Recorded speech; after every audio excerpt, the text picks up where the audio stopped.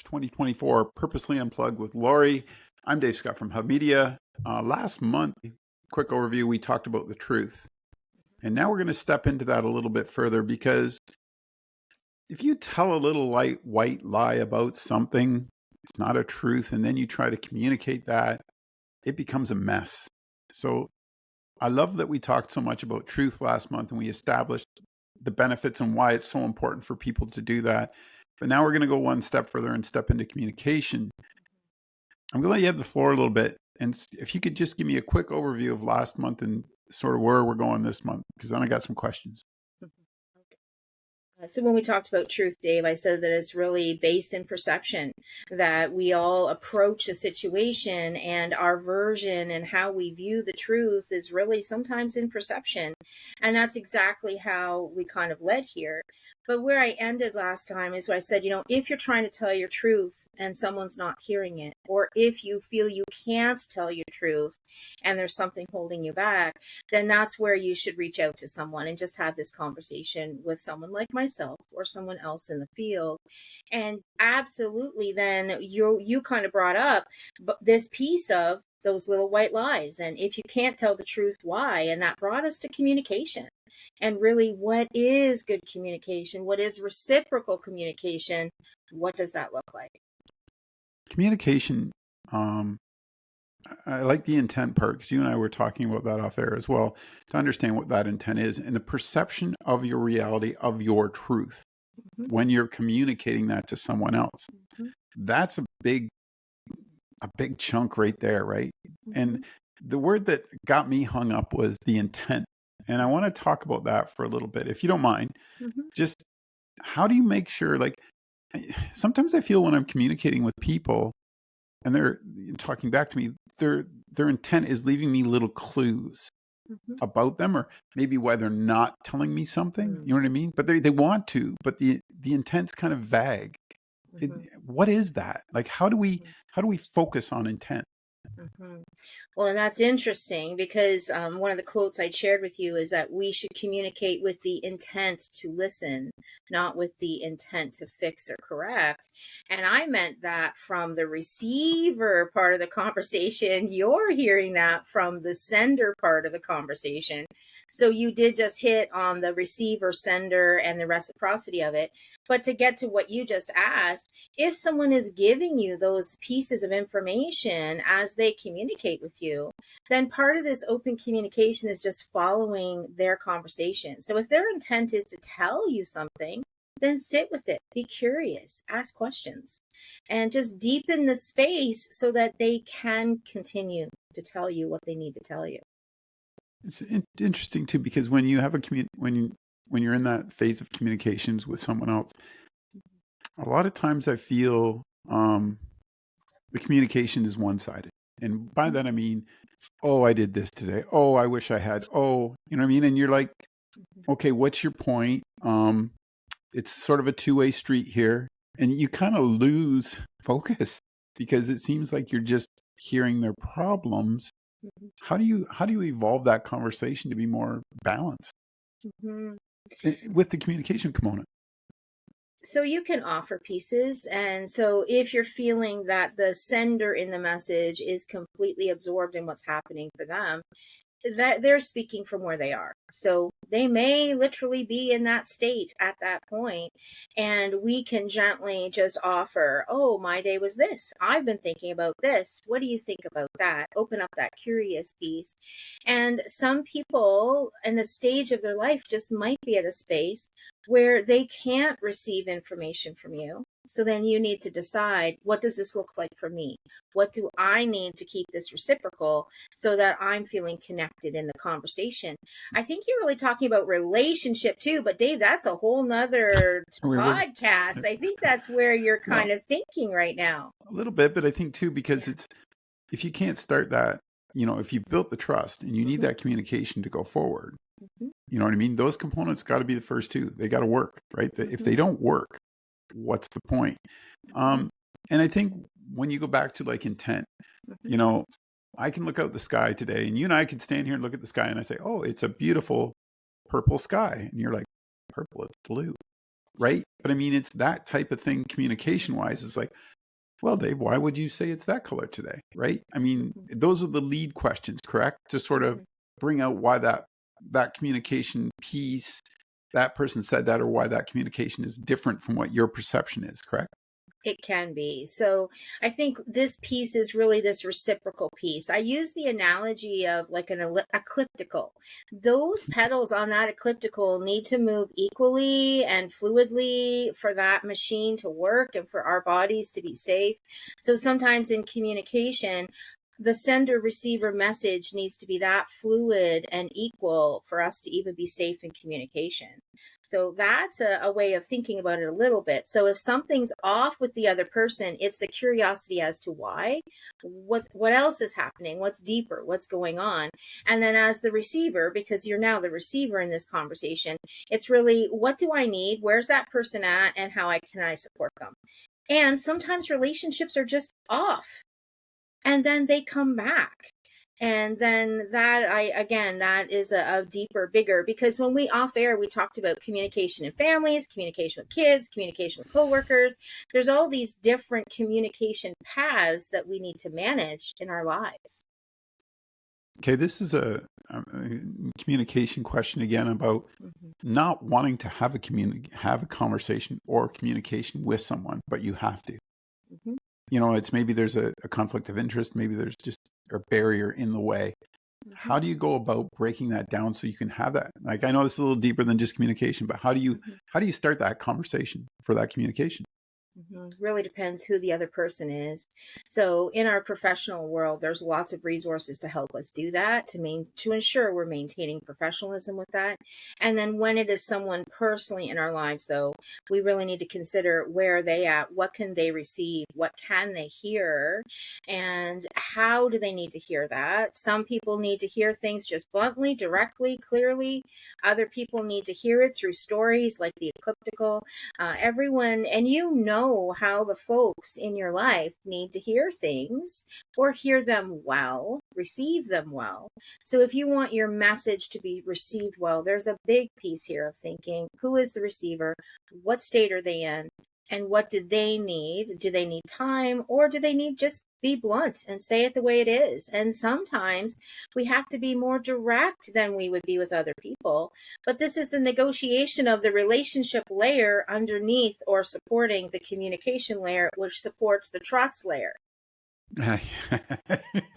Which leads to the um so what happens, here's another scenario I'm going to throw at you, get your thoughts on. A lot of people struggle. I have family members that struggle to meet new people, they get out of the house and do things. That communication is very weak. Is there ways to rebuild that, or to open that porthole so you can sort of make better communication with people you don't know?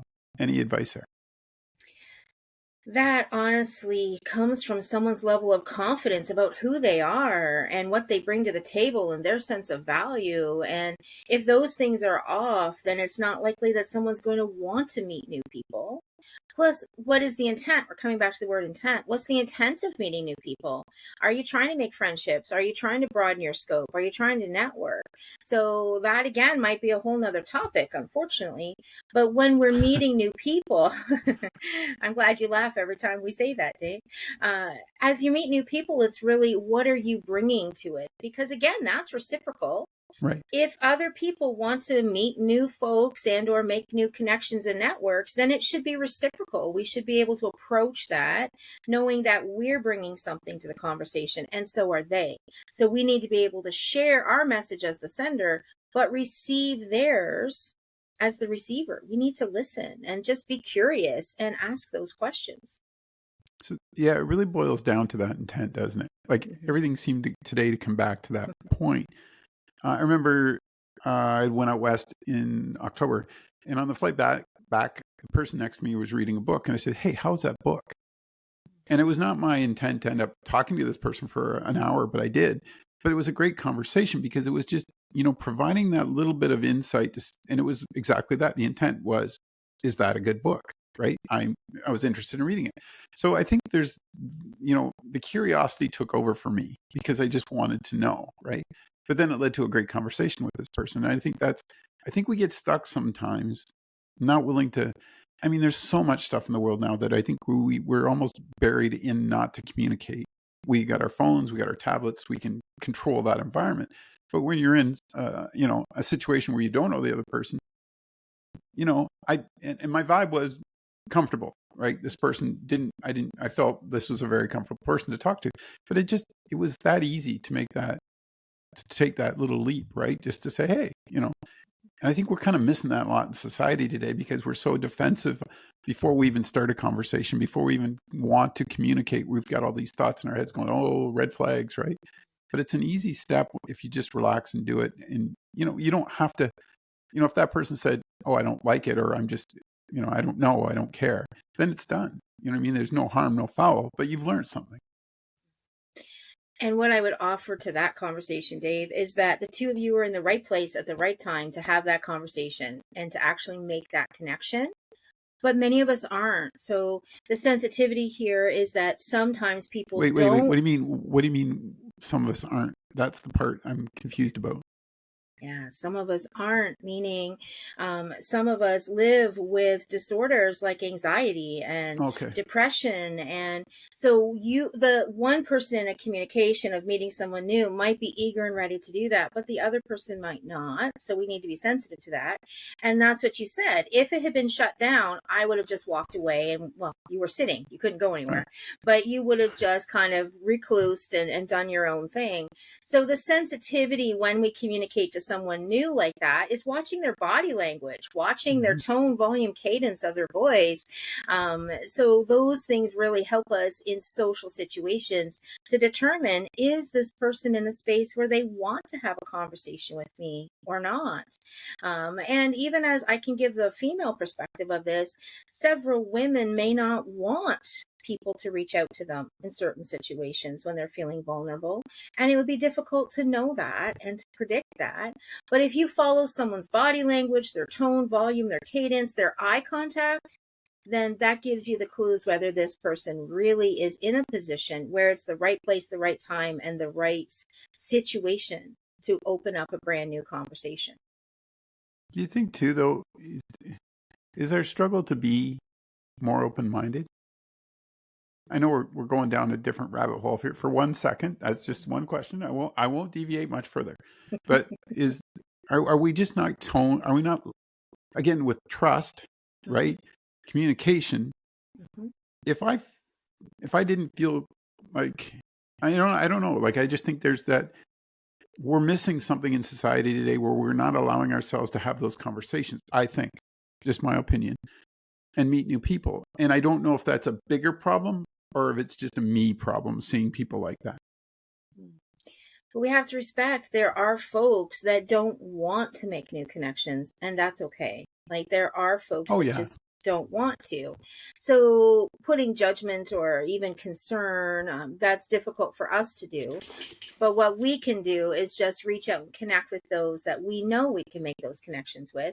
And then other people in their state of where they are in their life, they'll determine when they are able to make new connections or have those conversations. And that brings us back to those difficult conversations too, even with people we do know, because that might be the state in their life, the time where they're at, and what they're needing emotionally and socially at the time. I'm going to give you one last example and then Mm-hmm. I'll quit bugging you. I swear. I remember 2 years ago being on a train during the pandemic, coming back, and a lady was sitting across from me. Obviously, you're masked up and everything, blah, blah, blah. And I could just tell by her eyes she was having a hard day. Like the body language was there. And I just said, are you okay? Are you, and not trying to be, this is in the city of all places, but her daughter had just been taken to the hospital, like her baby, and she was trying to get home. And she just kind of let it all out. And I thought, and I just, at the end, I just said, you know what, we've all been there when we have our kids. Your daughter's going to be fine. Just stay focused. And, but, I mean, maybe that's just a me thing, but picking up on that vibe right away and just knowing that person just needed to talk, right? Just needed to hear somebody say it's going to be okay. I'll never see the lady again. You know what I mean? It was a wonderful conversation. And, but that's where I kind of get lost sometimes. I'm like, damn, just have the conversation. Like you can tell that person needs a conversation, right? But people, we like you said, we put up those little walls, or you don't want to insult somebody, you don't want to get into their private space. But just asking a question sometimes helps. They don't have to answer, but it helps them understand that maybe somebody else is looking out for them, or wants to have an interesting conversation. This is great because I love the trust part, because I think we have to, first of all, I think on that trust part, I think we got to trust ourselves first and our own feelings. If you and I are doing a show, I'm not going to go way off over here. Well, I do, but anyway, but I'm not going to take you on a different road trip here. I want to find out this information, but I think it's important because I think that, again, I'm going to go back to it one more time. We're losing that piece in our society where it's okay to have a conversation. You're not, it's not a bad thing to ask a question, or just to, and if they shut you down, that's even better, because maybe they're dealing with it their own way, they process it. But for myself, I feel like if I do that, then I'm offering them something maybe I can share to help them through their day. Mm-hmm. So you're very blessed, Dave, to be as altruistic as you are and as receptive as you are, because you can pick up on these signs. Lots of folks can't pick up on those, and so those conversations would never happen. But the other piece I'm hearing you say too is this piece around, if we've lost that in society, which maybe we have to some degree, and then it's cultivating it back with those that are closest in our circles. So that kind of brings us back to the folks we work with. Are we connecting with them socially? Do we want to? The folks that are in our extended family, or maybe people we hadn't seen in a while, are we connecting? Is that something we're doing? So each person is on their own path and journey here, with connection, with communication, and with their level that they need to interact with other people.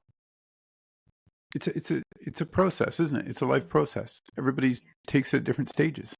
Yeah. So where are we taking this next month? We're into trust. I have no idea. Communication. What's the next step? Come on now. You're the therapist. I'm just the really bad host who asks you really bad questions. So you get to, I'm sure you probably got a little notebook on the side and you're like, oh, Dave said this. Wonder what that's triggering. No, I don't do that, Dave, with anyone in my life. So, but in all reality, we started with family of origin because we observe and live lots of things in our family of origin, right? That's where trust came from. That's where communication came from. Honestly, I'd like to talk about other topics too, like intimacy and body image and things like that. We'll get there. We may stay on communication a bit because there's one piece that we mentioned off air that you haven't come back to, Dave. And that's this: when I said we all get to this point in our life where we're adulting and where we're making connections with other people, and you're like, we're not going there, Lori. So there we go. So maybe my dog agrees. So we could kind of come closer to this piece where in different stages in our life, this communication changes. So that might be something, but eventually I'd like to get some topics too, like intimacy and body image, because those things are coming sometimes from our family of origin as well. Okay, so next month, folks, we're going to make Dave grow up and be an adult. Let's look at that for next month's show. Thanks, Lori. Take care. Bye.